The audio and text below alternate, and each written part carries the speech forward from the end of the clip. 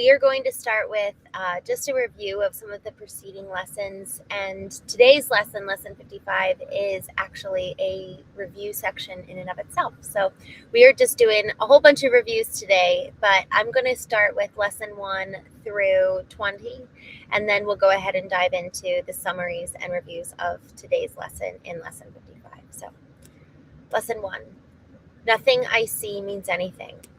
Lesson 2, I have given what I see all of the meaning that it has for me. Lesson 3, I do not understand anything I see. Lesson 4, these thoughts do not mean anything. Lesson 5, I am never upset for the reason I think. Lesson 6, I am upset because I see what is not there. Lesson 7, I see only the past. Lesson 8, my mind is preoccupied with past thoughts. Lesson 9, I see nothing as it is now. Lesson 10, my thoughts do not mean anything.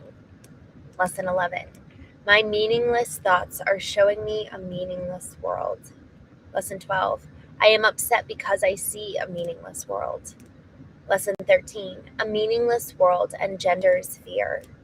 Lesson 14, God did not create a meaningless world. Lesson 15, my thoughts are images that I have made. Lesson 16, I have no neutral thoughts. Lesson 17, I see no neutral things. Lesson 18, I am not alone in experiencing the effects of my seeing. Lesson 19, I am not alone in experiencing the effects of my thoughts. Lesson 20, I am determined to see. And now we're going into today's lesson. Lesson 21, I am determined to see things differently. What I see now are but signs of disease, disaster, and death. This cannot be what God created for his beloved. The very fact that I see such things is proof that I do not understand God. Wow. Therefore, I also do not understand his Son. What I see tells me that I do not know who I am. I am determined to see the witnesses to the truth in me, rather than those which show me an illusion of myself. Lesson 22. What I see is a form of vengeance. The world I see is hardly the representation of loving thoughts. It is a picture of attack on everything by everything.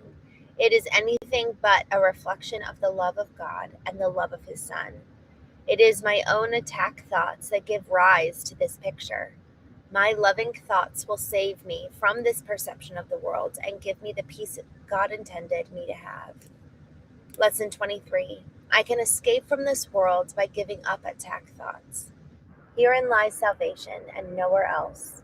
Without attack thoughts, I can see a world of attack. I could not see a world of attack. As forgiveness allows love to return to my awareness, I will see a world of peace and safety and joy. And it is this I choose to see in place of what I look on now. Lesson 24. I do not perceive my own best interests. How could I recognize my own best interests when I do not know who I am? What I think are my best intentions would merely bind me closer to the world of illusions. I am willing to follow the guide God has given me to find out what my own best interests are, recognizing that I cannot perceive them by myself. Lesson 25, I do not know what anything is for. To me, the purpose of everything is to prove that my illusions are about myself are real. It is for this purpose that I attempt to use everyone and everything. It is for this that I believe the world is for. Therefore, I do not recognize its real purpose. The purpose I have given the world has led to a frightening picture of it. Let me open my mind to the world's real purpose by withdrawing the one I have given it and learning the truth about it. Y'all, this whole review is predicated on the initial statement in lesson 21, I am determined to see things differently. And I'm just reminded that when we're willing to speak this out, when we're willing to actually truly believe it at a heart level, like I actually don't see things as they are. I don't see the full picture.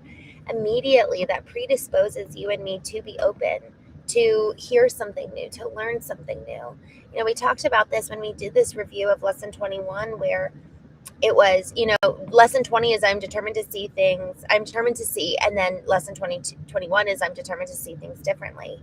And I just remember when we were doing this lesson on day 21, it really helped me, because in the moment of conflict, in a moment of misunderstanding, in a moment of, you're starting to feel pressure or anxiety or stress, in that moment, it's like a sound bite, having a new narrative in our minds, a new program that we can pull on and say, you know what? No, I'm determined to see things differently, and immediately almost like de-escalates our stress. Cortisol is the stress hormone that's released. And what's so interesting is that in the moment when we start feeling anxious, we kind of self-sabotage. Cortisol actually spikes and kicks in, and we actually start releasing more cortisol. And in that moment, our breathing gets shortened, and we start breathing more shallow, quick breaths.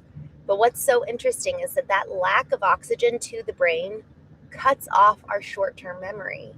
So when we start feeling really anxious, it actually kind of reminds us of the past and takes us to the past, because we forget the present here in this moment. But having a narrative, having a kind of a mantra to repeat in this moment when we start feeling the quickness of breath and we start feeling anxious, brings us back to the present moment. No, I'm determined to see things differently. And then taking a couple deep breaths.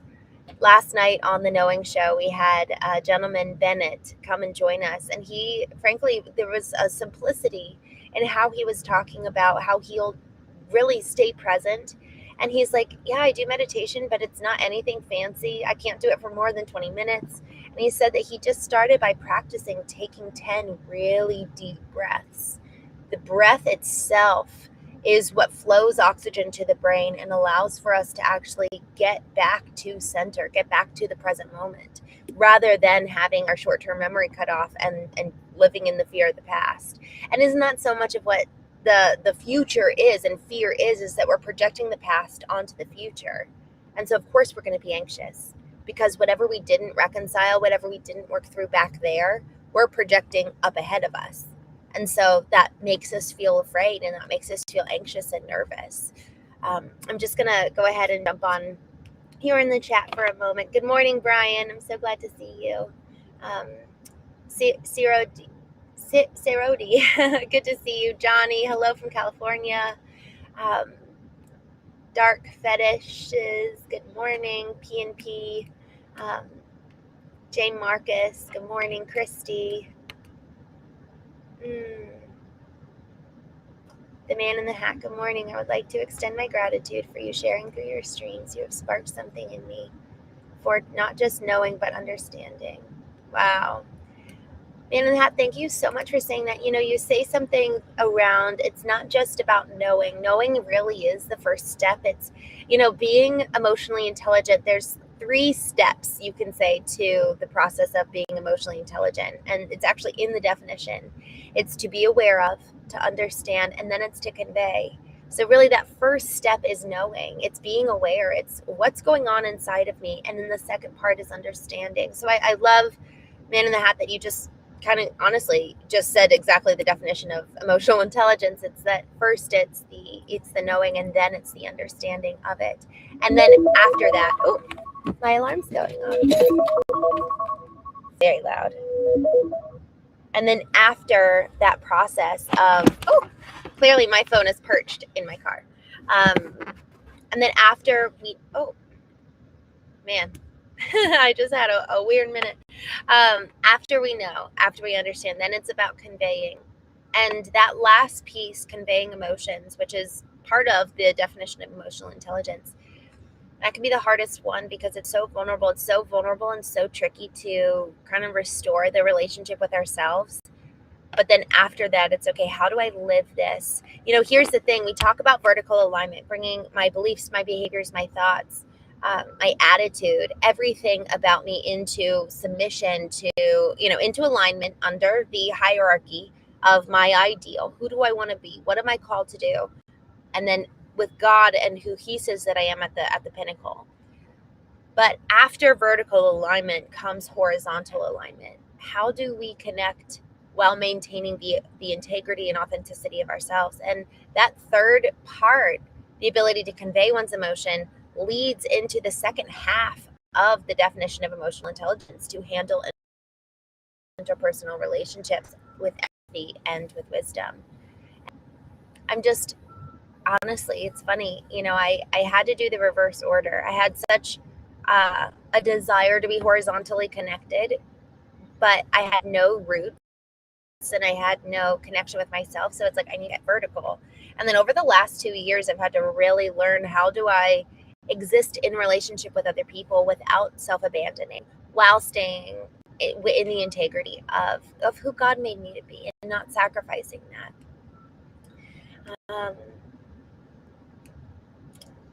I'm just looking through here. Oh, Cursora.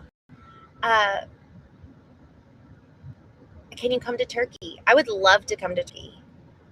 Honestly, oh, well, never mind. The reason why you said you wanted me to come to Turkey is not what I was thinking of. Josh says, I don't get anxious. I'm so glad, honestly. I think that that's such a gift. That's such a gift to not get anxious and to really be able to maintain peace. Ben Charlton, good morning. Hello. Anne Fett, good morning from Switzerland. Hello. Jay Franklin, good to see you. Zodi, hello. Hello from Russia. Y'all, I am just going to put a couple of y'all in timeout. We don't talk like this here, but I'm so glad you're here, and I would love to have y'all engage with meaningful conversation that's not inappropriate. All right. Y'all, the video feed is bad. I just saw your text. Okay, so here's the thing. Each one of us gets the opportunity to select one of these lessons from today, if we so choose. I am flying this morning, so hence why I'm in my car doing this live. You know what? I think I'm going to choose lesson 23. I can escape from this world by giving up attack thoughts, because I realized when this was the day that we were supposed to do this lesson, I actually didn't do it. I forgot to set my alarm, and so I get this kind of opportunity to revisit it again. And frankly, I'm actually going to go to a table of contents, and I'm actually going to read. I'm going to revisit lesson 23 right now, because this is such an incredible thing. Talk about freedom. I can escape the world by giving up attack thoughts. The idea for today contains the only way out of fear that will ever succeed. Nothing else will ever work. Everything else is meaningless. But this way cannot fail. Every thought you have make up some segment of the world you see. It is with your thoughts, then, that we must work, if your perception of the world is to be changed. If the cause of the world you see is attack thoughts, you must learn that it is these thoughts which you do not want. There is no point in lamenting the world. There is no point in trying to change the world. It is incapable of change because it is merely an effect. But there is indeed a point in changing your thoughts about the world. Here you can change the cause. The effect will change automatically. The world you see is a vengeful world, and everything in it is a symbol of vengeance. Each of your perceptions of external reality is a pictorial representation of your own attack thoughts. One can well ask if this can be called seeing. Is not fantasy a better word for such a process, and hallucination a more appropriate term for the result? You see the world that you made, but you do not see yourself as the image maker. You cannot be saved from the world, but you can escape from its cause. This is what salvation means. For where is the world you see when its cause is gone? Vision already holds a replacement for everything you think you see now. Loveliness can light your images and so transform them that you will love them. Even though they were made of hate, you will not be making them alone. The idea for today introduces the thought that you are not trapped in the world you see because its cause can be changed. This change requires first that the cause be identified and then let go so that it can be replaced. The first two steps in this process require your cooperation. The final one does not. Your images have been replaced. By taking the first two steps, you will see that this is so. Y'all, This is so good. This is the lesson I'm choosing today. I can escape from the world I see by giving up attack thoughts. Y'all, isn't that powerful that we get to choose? We get to choose how we see the world. We get to choose the cause, and the external world is the effect. And so really by changing our thoughts, we change so much in our lives. So what don't you like? What would you change if you could? All right, y'all, I must go. I'm so glad to see you guys. Dominic, Justin, thank you, Brian. Yes, I was reading. JN, good to see you. Greg, Bongo. All right, y'all, thank you so much for joining. This is going to be the one that I choose. Is this lesson. I can escape from the world I see by giving up attack thoughts. And therein lies so much power for the rest of our day if we choose to take control of our thoughts. So with that, thank you so much for joining me, and I will see you tonight on The Knowing Show at 8:30 p.m. Eastern.